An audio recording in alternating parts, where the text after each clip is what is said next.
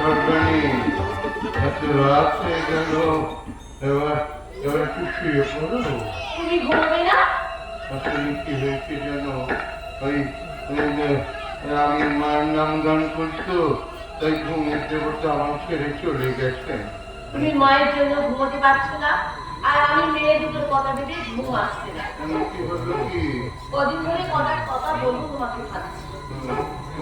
বলে ফেলে। আমার তাপসের ছেলের সঙ্গে পরি আর সীতারামের সঙ্গে যোগী বিয়ে দিলে কেমন হয়? খুব ভালো হয়, খুব ভালো হয়। আমাদের দুই ঘন্টা ভিডিও ছাড়া করতে পারলে তুমি বাঁচো। বাঁচি বলে বাঁচি, তো দাদা দিদি আগে মামা বাড়িতে ফিরে আসুক, তারপর তুমি দুজনকে বিয়ের বাড়িতে বসবার ব্যবস্থা করো।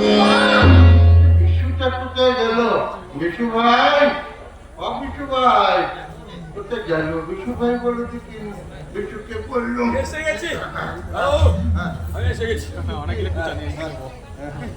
আজকে ওই মানে বেড়ানো বেঁধে তবে আমি ভাবলাম,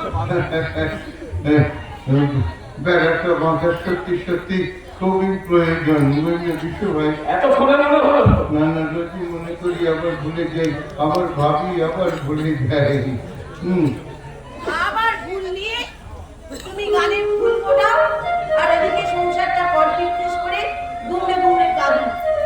মাগো, তুমি যদি আমাকে সংসারে দিলে, তাহলে আমার মনে শান্তি দিলে না কেন?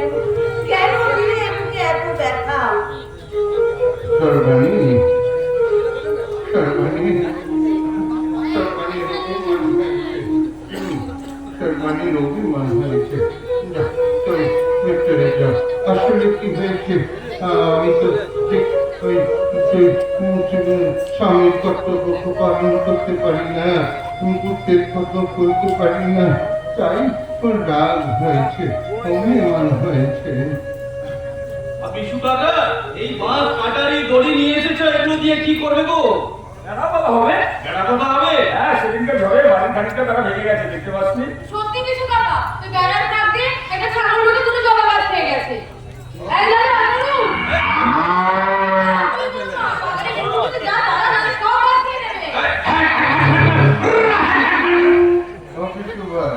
এসব পেলে কোথায় গো তুমি? পেটের পয়সা দিয়ে কিনে এনেছি, এগুলো কারো কাছ থেকে ওই ধার চেয়ে নিয়ে এসেছি। এই জমিমা, তুই এগুলো আমি বলে রাখিস, আমি ওই আজকে মজুরিতে নিয়ে এসে ওতে আমার দিলে রাগটা বলে দেবো, বুঝেছিস? ঠিক আছে, ঠিক আছে, চিন্তা করো না।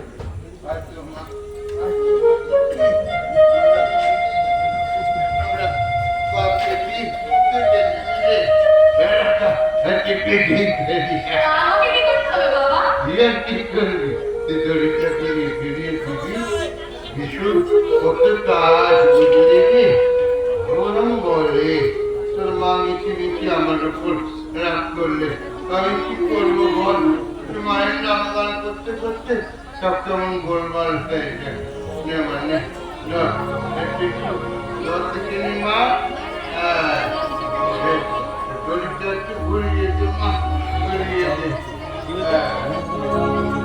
মাগো, এইভাবে কারোর উপর তাড়না হতে মানুষকে তুই কবে মুক্তি দিবি মা? কবে মানুষ বুঝবে এমন মানব জমি বাবা করলে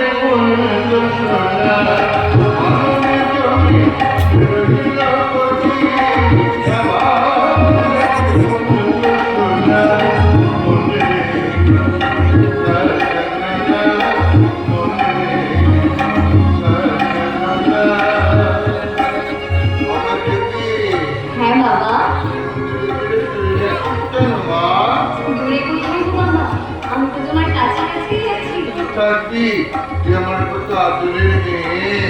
তোমার আদর পাওয়ার জন্য তোমার কাছে আসি বাবা।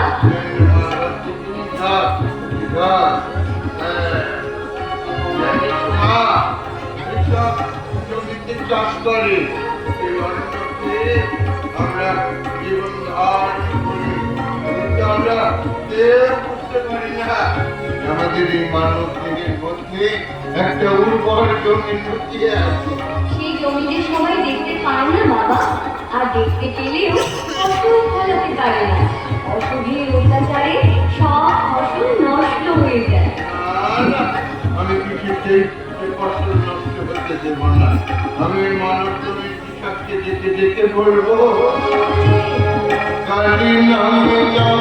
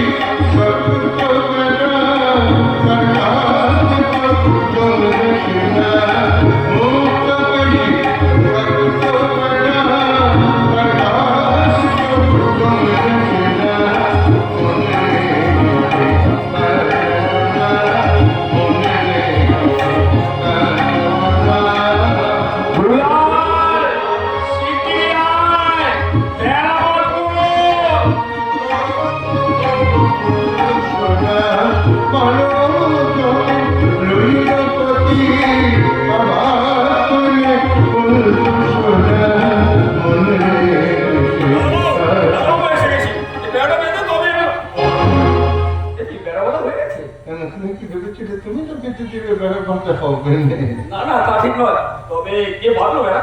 ওই আমি আর যোগী দুজনে মিলে বেঁধে ফেললুম। যোগী কিন্তু কই? যোগীকে তো কোথাও দেখতে পাচ্ছি না। আছে আশপাশে কোথাও ছোট মেয়ে। মা যোগী রে, ও যোগী, ওইটা বিশু টাকা এসে তোর খুব ছিল। দেখি, তোর বেড়া বাঁধা হয়ে গেছে? কে তোমায় দড়ি করে দিল? বিশু কাকা বুঝি? আমি তো এই মাত্র এলুম। আমিও তো ছিলাম না। তুই ছিলি ওই মাত্র গেল। আমি কি তাহলে এতক্ষণ ধরে ভূতের সঙ্গে কথাবার্তা বলছিলাম নাকি? না বাবা, তুমি তো গানে তন্ময় হয়ে গেলে মা আমাকে খাবারের জন্য ডাকলো, তাই আমি তোমাকে কিছু না বলে চলে গেছি। তুই সত্যি সত্যি ছেলে রে? বিশু কয়েকটা আমার চোখের সামনে এলো। মানে এত বেভূত আমার হয়নি। আমার সঙ্গে কথা বললে, আমার দড়ি ঘুরিয়ে দিলে, আমাকে বাবা বলে ডাকলে। ও বিশু ভাই, এ তো ভারী আশ্চর্য ব্যাপার। কে তাহলে আমার দড়ি ঘুরিয়ে দিলে গো? কে আমাকে বাবা বলে ডাকলে? ওইখান থেকে